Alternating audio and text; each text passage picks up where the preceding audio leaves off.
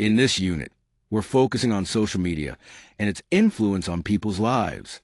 First, let's look at some key vocabulary that will help us understand the content better.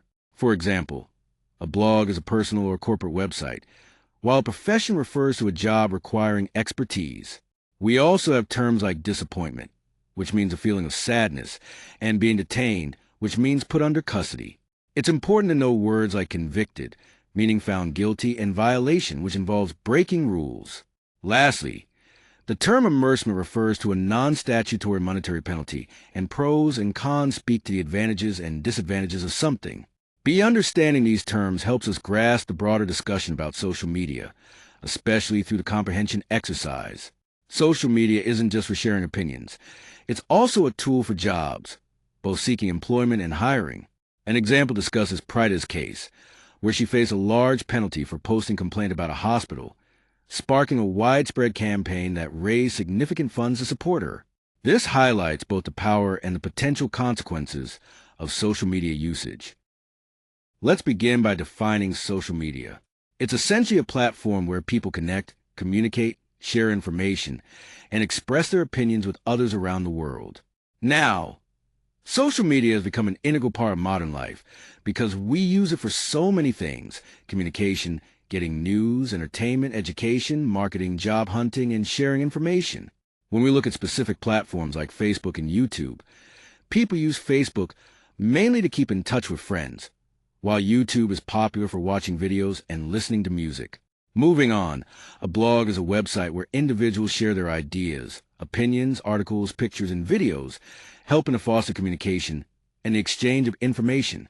Regarding Prida's case, her intention wasn't bad. She simply wanted to share her disappointment and warn friends about the hospital services. However, her message became a big problem because a friend shared it widely on a website, leading to public attention. This resulted in the hospital taking legal action against her. She was convicted because she violated laws related to information and communication technology. In response, the campaign Bantu Baskin Prida aimed to support her by raising funds for her financial penalty.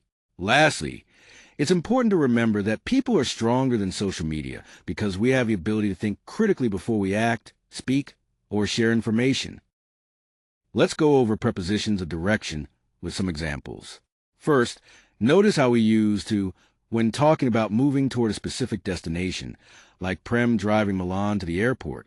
Then, onto is used when something moves on top of a surface, like the plane landing onto a runway or kids climbing onto the monkey bars. Into describes entering an enclosed space, such as moving the table into the dining room or almost falling into the river. Lastly, toward indicates movement in the direction of something, like taking the bus heading toward the university. Now, let's practice choosing the right prepositions in different contexts. For example, when hiking through a forest, we use through to describe moving inside and across it. Leopards moving around a baby giraffe would be round the giraffe.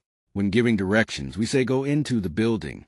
Running away or toward a place depends on the context, such as running away from home. Raindrops running down a windscreen shows movement following gravity. Placing a plate. Onto a table describes motion toward the surface. A frightened deer disappearing into the forest means it entered the dense area. Driving towards the city center shows direction, and smoke rising into the sky indicates upward movement within space. These examples highlight how prepositions of direction help describe precise movements and locations.